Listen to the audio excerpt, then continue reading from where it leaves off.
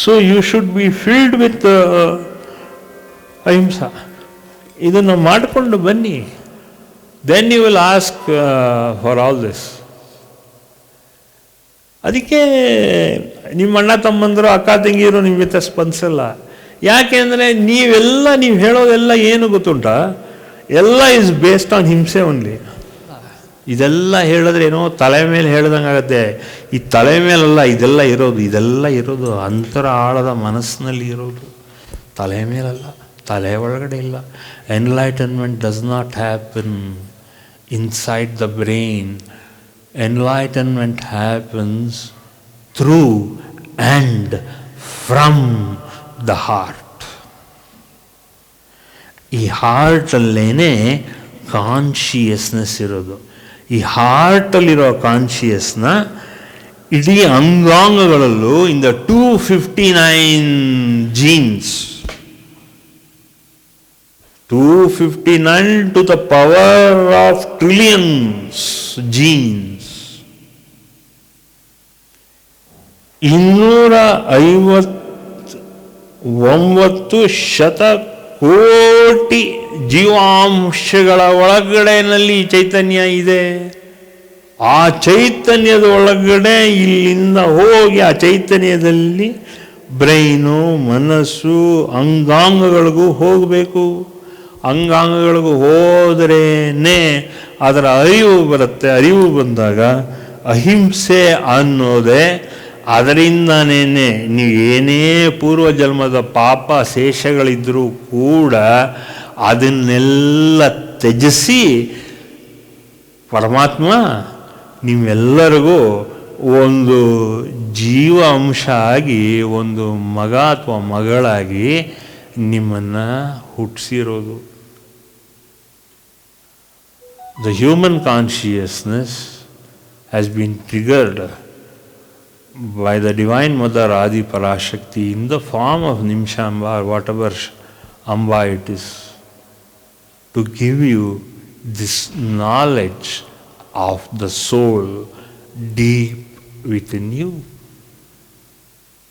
ಇನ್ನು ಮುಂದೆನಾರುವೆ ಈ ಕ್ಷಣದಿಂದನೂ ಈ ಕ್ರೂರತನ, ಕಟುಕತನ, ಮನಸ್ಸಿನಲ್ಲಿ ಖಾರದ ಅಂಶ, ಸಿಹಿ ಕಹಿಗಿಂತ ಹೆಚ್ಚಾಗಿ ಕಹಿ ಅಂಶ ಕಡಿಮೆ ಮಾಡಿಕೊಂಡು ನಿಮ್ಮ ಚೈತನ್ಯದಲ್ಲಿ ಇವತ್ತಿನ ದಿವಸ ಇನ್ನು ಮುಂದೆ ನಾನು ಎನ್ಲೈಟನ್ಮೆಂಟ್ ಕಡೆ ಹೋಗೋತಕ್ಕಂಥ ದಾರಿನಲ್ಲಿ ನಾನು ಇರಬೇಕು ಅಂತ ಅದರಲ್ಲಿ ಈಗ ನೀವು ಸಾಧು ಸಂತರ ಒಂದು ಸಾಧನೆಯಲ್ಲಿ ನಿರ್ಲಿಪ್ತ ಸ್ಥಿತಿನಲ್ಲಿ ನೀವು ಬರೋಕ್ಕೆ ಪ್ರಯತ್ನ ಆಗುತ್ತೆ. ಇಲ್ಲ ಅಂದರೆ ನಿಮ್ಮ ಮನಸ್ಸಿನಲ್ಲಿ, ಬುದ್ಧಿನಲ್ಲಿರೋ ಗಬ್ರಗಳು, ಅಂದರೆ ಎಲ್ಲ ಗಬಡಗಳು, ಗೊಬ್ಬರ ಅಲ್ಲ, ಅಲ್ಲಿರೋತಕ್ಕಂಥ ಎಲ್ಲ ವಾಸನಗಳು ತೆಗೆಯೋತಕ್ಕಂಥ ವಿಚಾರಕ್ಕೆ ನೀವು ಬಂದು ಅದಾದ ನಂತರ ನಿಮಗೆ ಅದರ ಅಂಶ, ಜ್ಞಾನ ಅಂದರೆ ಏನು, ಸಾಧು ಸಂತ ಅಂದರೆ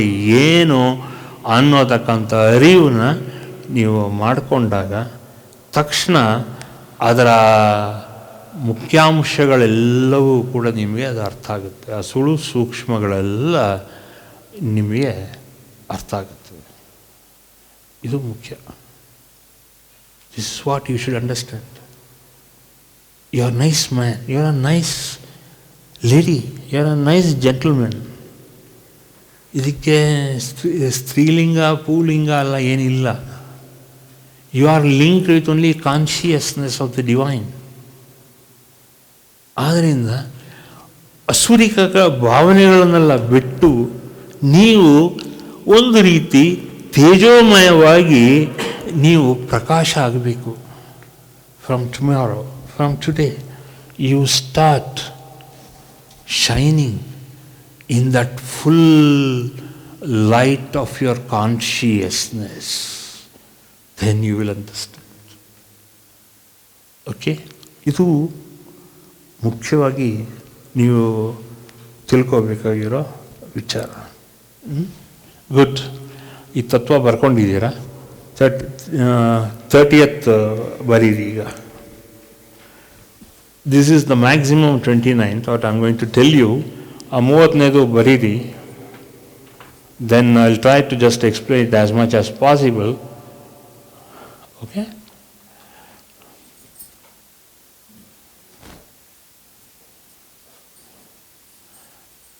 ತರ್ಟಿಯದ್ದು ಮಾತ್ರ ಚೇಂಜ್ ಮಾಡಿ ಅಷ್ಟೇ. Correct, you write. Write it quickly. Sorry, ನಿಮ್ಮ ನಾರ್ಮಲ್ ಸ್ಪೀಡ್ ಚೆನ್ನಾಗಿದೆ, ತೊಂದರೆ ಇಲ್ಲ. ತತ್ವ 30.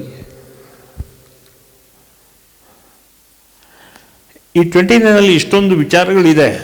You have to come into the mode of ahimsa, ಕಾಯ ವಾಚ ಮನಸ. ಇನ್ನು ಮುಂದೆ ಎಷ್ಟೇ ಕ್ರೂರವಾಗಿ ಯಾರೇ ಮಾತಾಡಿದ್ರು, ನಿಮ್ಮ ಮನೆಯವರಾಗಿರಲಿ, ನಮ್ಮ ಮನೆಯವರಾಗಿರಲಿ, ನಿಮ್ಮ ರಿಲೇಟಿವ್ಸ್ ಆಗಿರಲಿ, ಯಾರೇ ಮಾತಾಡಿದ್ರು, you should have a soft disposition.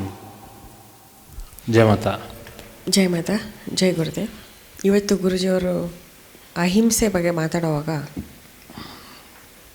ನಮ್ಮಲ್ಲಿರೋ ಅಂಥ ಹಿಂಸೆ ಕಾಸ್ ಮಾಡೋ ಅಂಥ, ಅಂದರೆ ಇನ್ನೊಬ್ರಿಗೆ ಹಿಂಸೆ ಕೊಡೋ ಅಂಥ ಭಾವನೆಗಳು ಎಷ್ಟಿದೆ ಅನ್ನೋದು ನಂಗೆ ರಿವೈಂಡ್ ಆಯಿತು. ನಮ್ಮ ಉದ್ದೇಶ ಯಾವಾಗಲೂ ಹಿಂಸೆ ಕೊಡಬೇಕು ಅನ್ನೋದೇನಿರಲ್ಲ. It's not that we want to hurt somebody. But nature of human beings ಹೆಂಗಿರುತ್ತೆ ಅಂದರೆ, ಯಾರಾದರೂ ನಮ್ಮ ತಂಟೆಗೆ ಬಂದರೆ ನಾವು ಸುಮ್ಮನೆ ಇರಲ್ಲ. ಬಟ್ ನಾವು ಸುಮ್ಮನೆ ಇರಲ್ಲ ಅನ್ನೋದು ಯಾವಾಗ ಹೋಗ್ತೀವೋ ಆವಾಗಲೂ ವಿ ಕಾಸ್ ಹಿಂಸೆ ಟು ಅದರ್ಸ್. ಸೊ ಉದ್ದೇಶನೇ ಗೊತ್ತಾಗುತ್ತಲ್ಲ ಅಲ್ಲಿ. ಅಂದರೆ ಅವ್ರೇನೋ ನಮಗೆ ಬಂದೇನೋ ಅಂದ್ಬಿಟ್ರು, ನಂದೇನೋ ತಪ್ಪೇ ಇಲ್ಲ, ನಾನೇನು ಮಾಡ್ತೀನಿ, ರಿಟ್ಯಾಲಿಯೇಟ್ ಮಾಡ್ತೀನಿ. ನಾ ರಿಟ್ಯಾಲಿಯೇಟ್ ಮಾಡಿದಾಗಲೂ ಅದು ಕರ್ಮ ಆಗೇ ಆಗುತ್ತೆ. Whether that person has taken it personally or not, whether that person is considering what we are told or ignoring. ಈ ಗುರುಜಿ ಹೇಳಿದ್ರು, ದೇವಿ ಹೇಳಿದ್ಲು, ನೀನು ಅವ್ರು ಏನು ಮಾಡಿದ್ರು ಕ್ಷಮಿಸ್ಬಿಡು ಅಂತ. ಆ ಮನುಷ್ಯ ಕ್ಷಮಿಸಿರ್ಬೋದು, ಬಟ್ ನಮ್ಮ ಬಾಯಿಂದ ಮುತ್ತು ಜಾರಿದರೆ ಹೋಯ್ತು, ಮಾತಾಡಿದ್ರೆ ಹೋಯ್ತು ಅಂತ ಹೇಳ್ತಾರಲ್ಲ, ಆ ಥರ ನಮ್ಮ ಮಾತು ಮುಗಿದ ಮೇಲೆ ನಮ್ಮ ಕಡೆಯಿಂದ ಅದಾದಮೇಲೆ ಅಲ್ಲಿ ವಿ ಆರ್ ಕಾಸಿಂಗ್ ಇಂಜುರಿ ಅನ್ನೋದನ್ನು ಅರ್ಥ ಮಾಡ್ಕೋಬೇಕು. It is not that we always want to curse, harm, ಶಾಪ ಹಾಕೋದು ಅವೆಲ್ಲ ಮಾಡ್ತೀವಿ ಅಂತ ಅಲ್ಲ. ಬಟ್ ಎಷ್ಟೋ ಸತಿ ಏನಾಗುತ್ತೆ ಅಂದರೆ, due to karma, Guruji told we are all leading a karmic life. Karma will instigate situations and people to come and behave with us in a certain way. ಇನ್ನೂ ಕೆಲವು ಸತಿ ಗುರುಜಿ ಹೇಳ್ದಂಗೆ ಧೋರಣೆ ಮಾಡ್ತೀವಿ. ನಮ್ಮ ಹತ್ರ ನಮ್ಗೆ ಗೊತ್ತಿರಲ್ಲ, ನಮ್ಮ ಹತ್ರ ಇದಿದೆ ಅದಿದೆ, ಟ್ಯಾಲೆಂಟ್ ಇರ್ಬೋದು, ಸ್ಕಿಲ್ ಇರ್ಬೋದು, ದುಡ್ಡು ಇರ್ಬೋದು, ಆಸ್ತಿ ಇರ್ಬೋದು, ಅಂತಸ್ತು ಇರ್ಬೋದು, ಒಳ್ಳೆ ಮನೆತನದಿಂದ ನಾವು ಬಂದಿರ್ಬೋದು, ನಾವು ಮಾತಾಡೋ ಲ್ಯಾಂಗ್ವೇಜ್ ತುಂಬ ಚೆನ್ನಾಗಿರ್ಬೋದು, ನಾವು ಸೇರ್ಕೊಂಡಿರೋ ಅಂದರೆ whichever reason we belong to may be good. All these things exhibit a quality of some shades of ego. And ego will never contribute to our Chaitanya. It will always... It will actually ಒಂದು tear ಮಾಡುತ್ತೆ. ಅಂದರೆ ಚಾಕುಗಿಂತ ಕತ್ತರಿ ತಗೊಂಡು ಚೈತನ್ಯದ ಬಟ್ಟೆನ ಹರಿಯೋಕ್ಕೆ ತುಂಡು ಮಾಡುತ್ತೆ. ತುಂಡು ಮಾಡುತ್ತೆ. ಸೊ ಅವಾಗ ಏನಾಯಿತು ಅಲ್ಲಿ ನಮಗೆ ಇವತ್ತಿನ ಹೋಲ್ ಎಕ್ಸಸೈಸ್ ಏನು ಹೇಳ್ತಾ ಇದ್ದಾರೆ ಇವತ್ತಿನ ತತ್ವದ್ದು, ನಮ್ಮ ಚೈತನ್ಯನ ಫೀಲ್ ಮಾಡಬೇಕು ಅಂತ. ಫೀಲಿಂಗ್ಗೆ ನಮ್ಮ ಹಾರ್ಟ್ ಉಪಯೋಗಿಸ್ಬೇಕು. ಫೀಲಿಂಗ್ ಬರೋದೇ ಚೈತನ್ಯದಿಂದ. ಅದೇ, ಆದರೆ ನಮಗದು ಇನ್ನೂ ಗೊತ್ತಾಗಿರಲ್ಲ. At least we should get to some stage where we start feeling. ಅದಕ್ಕೆ ಗುರುಜಿ ಅಂದರೆ ಫಸ್ಟು ಹಾರ್ಟಿಂದ ಫೀಲಿಂಗ್ ಇರಲಿ, ಫಸ್ಟ್ ಕೈಯಿಂದ ನೋಡಿ, ಸ್ಕಿನ್ನಿಂದ ಫೀಲ್ ಮಾಡಿ. You start somewhere, the bare minimum ಟಚ್ಚಿಂದನೇ ಶುರು ಮಾಡಿಪ್ಪ. ಆಮೇಲೆ ಮಾಡ್ತಾ ನಿಮಗೆ ಇದು ಸಾಫ್ಟು, ಇದು ಎಷ್ಟದಿ ಬಟ್ಟೆ ಎಕ್ಸಾಂಪಲ್ ಕೊಟ್ಟಿದ್ದಾರೆ ಗುರುಜಿ ಸತ್ಸಂಗಲ್ಲಿ. Whenever we want to buy clothes, will always go to the shop, feel the fabric and then buy. Because the nature of human being is to feel. We have forgotten it because of our upbringing, samskara, vasana, external influence. Correct. ಏನು ಸುಮಾರು factors ಇರುತ್ತೆ. Food ಹ್ಯಾಬಿಟ್ಸಿಂದನೂ ನಮಗಾಗತ್ತೆ. ಇದೆಲ್ಲ ಸೇರ್ಕೊಂಬಿಟ್ಟು ಏನಾಗುತ್ತೆ, ಒಂದು ರಜಸಿಕ್ಕು, ಒಂದು ತಮಸಿಕ್ಕು, ಒಂದು ಸಾತ್ವಿಕ್ಕು, ಆಮೇಲೆ ತುರ್ಯ, ಅತಿ ತುರ್ಯ ಅಂತೆಲ್ಲ ಗುರುಜಿ ನಮಗೆ ಭಗವದ್ಗೀತಾ ಹೇಳ್ಬೇಕಾದ್ರೆ ಹೇಳಿದರು, ಯಾವ ಥರ ನಮಗೆ ಬೇರೆ ಬೇರೆ ನೇಚರ್ ಇರುತ್ತೆ ಅಂತ. ಸೊ ಸತ್ವದಲ್ಲಿದ್ದರೂ ನಾವು ಸ್ವಲ್ಪ ಹೊತ್ತಿರ್ತೀವಿ, ಮತ್ತು we keep swinging. But for us to be able to feel the ಚೈತನ್ಯ or feel the presence of God, it has to be at least bare minimum requirement is ಸತ್ವ. ಆ ಸತ್ವದಲ್ಲಿದ್ರೇ ನಮಗೆ ಆ ನಾನ್ ಇಂಜುರಿ ಪ್ರಿನ್ಸಿಪಲ್ಸ್ ಎಲ್ಲ ಆ ಟೈಮಲ್ಲಿ ಪ್ರೆಸೆನ್ಸ್ ಆಫ್ ಮೈಂಡ್ ಇರೋದು. Exactly, presence of mind ಬರೋದು ಬಿಕಾಸ್ ಆಫ್ ಚೈತನ್ಯ ಓನ್ಲಿ. ಆ ಚೈತನ್ಯದಿಂದನೇ ನಮಗೆ ಈ ಹೂವಿನ ದಳ ಎಲ್ಲ ಮುಟ್ಟಿ ಮುಟ್ಟಿ ಅನುಭವ ಇದ್ರೇ ನಮ್ಮ ಒಳಗಡೆ ಇರೋ ಚೈತನ್ಯ ಹೇಗಿದೆ ಅಂತ ಆ ಫೀಲಿಂಗಲ್ಲೇ ಗೊತ್ತಾಗುತ್ತೆ. ಆಗ ನಾವು ವಿ ಬಿಕಮ್ ಸಾಫ್ಟ್. ಹೇಳು. ಈಗ ಒಂದು ಆರ್ಟಿಸ್ಟಿಗೆ ಅವನು ಸಿಕ್ಕಾಪಟ್ಟೆ ದೊಡ್ಡ ಆರ್ಟಿಸ್ಟ್ ಅಂತ ಅನಿಸ್ಬೋದು, ಬಟ್ ಅವ್ನು ನೇಚರ್ ಕ್ರಿಯೇಷನ್ ನೋಡಿದ್ರೆ he will know how small he is compared to mother's creation of the nature. ಒಂದು ಬಟರ್ಫ್ಲೈ ನೋಡಿದ್ರೆ ಸಾಕು, ಅದರಲ್ಲಿರೋ ಅದರದ್ದು ರೆಕ್ಕೆಯಲ್ಲಿ ಏನೇನೆಲ್ಲ ಶೇಡ್ಸ್, ಸಿಮಿಟ್ರಿ ಒಂದು, ಮತ್ತು ಶೇಡ್ಸು, ಆ ಕ್ರಿಯೇಟಿವಿಟಿ, ಅದೇನು ಅದು ಒಂಥರ ಅಸಾಧ್ಯ ಅದು ಅಂದರೆ ಹೇಳೋಕ್ಕೆ, ಅಷ್ಟು ಚೆನ್ನಾಗಿರುತ್ತೆ. ಸೊ ಅವಾಗ ಅವ್ನಿಗೆ ಗೊತ್ತಾಗತ್ತೆ ಇದನ್ನು ಯಾರು ಕ್ರಿಯೇಟ್ ಮಾಡಿದ್ದೆ, ಇವನೇನೋ ಮಾಡ್ದೆ ಅವನ ಇಮ್ಯಾಜಿನೇಷನಲ್ಲಿ, ಬಟ್ ಅದನ್ನು ಮಾಡಿದ್ದು ಯಾರು ಅಂತ.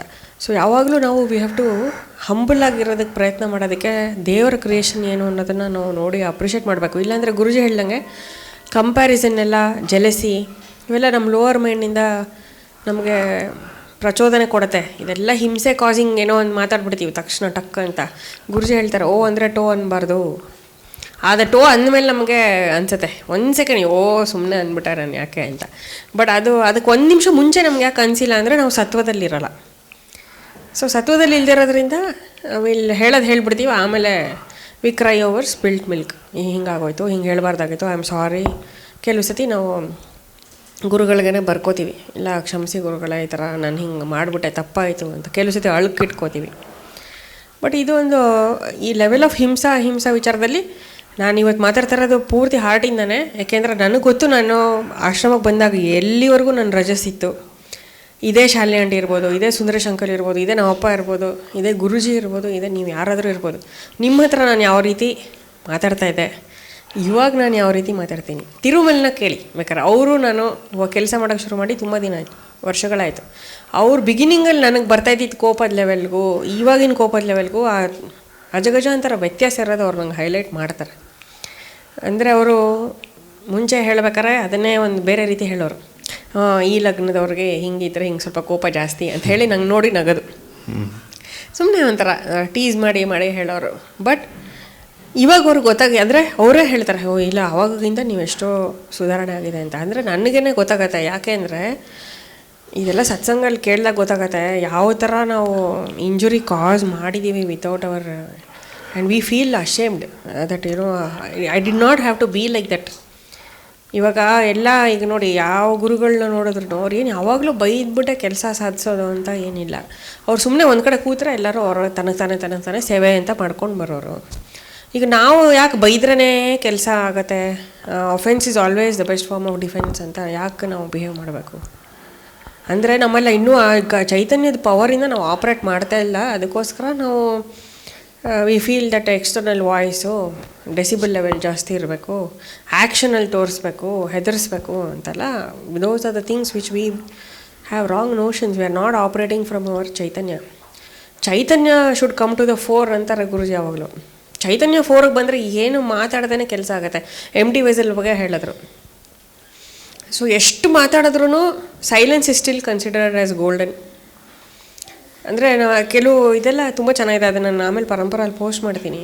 ಎಷ್ಟು ವಿಚಾರ ಇದೆ ಅಂದರೆ, ಸೊ ನಾವು ಆ ಸೈಲೆನ್ಸ್ಗೆ ನಮ್ಗೆ ಆ ಫೀಲಿಂಗೇ ಬರಲ್ವಲ್ಲ. We are never silent. Guruji ಅಂದ್ರೆ ನೀವು ಎಷ್ಟು ಸಾಧನೆ ಮಾಡಿ 15 ನಿಮಿಷದ ಮೇಲೆ ಹೆಂಗೆ ಮಾಡ್ತೀರಾ ಸಾಧನೆ? 15 ನಿಮಿಷದ ಮೇಲೆ ನಿಮ್ಗೆ ಎಲ್ಲಿದೆ ಮೆಂಟಲ್ ಎನರ್ಜಿ ಗ್ಯಾದರ್ ಮಾಡೋಕ್ಕೆ on that form of divinity? Already 10 people would have come in our mind ಆ ಟೈಮಲ್ಲಿ, or 10 activities would have come and gone. So then ahimsa, we are causing himsa to ourselves. That is one thing I feel. The more we are depriving ourselves, underline we are causing himsa to our own selves. Underline ಮಾಡಬೇಕು. The more we deprive ourselves of the fuel called chaitanya shakti, the more we are causing himsa to ourselves. ಅಂದರೆ ನಾವು ಎಷ್ಟು ಊಟ ಮಾಡಿದ್ರು, ಎಷ್ಟು ನಿದ್ದೆ ಮಾಡಿದ್ರು body recover ಆಗೋಕ್ಕೆ, ಎಷ್ಟು ಎಕ್ಸಸೈಸ್ ಮಾಡಿದ್ರು ಚೈತನ್ಯದಿಂದ ಆಪ್ರೇಟ್ ಮಾಡೋಕ್ಕೆ, ಪೂರ್ಣ ರೂಪದಲ್ಲಿ ಆಪ್ರೇಟ್ ಮಾಡೋಕ್ಕಾಗ್ತಾಯಿಲ್ಲ ಅಂದರೆ we are always starving of chaitanya ಅಂತಲೇ ನಾವು ಅರ್ಥ ಮಾಡ್ಕೋಬೇಕು.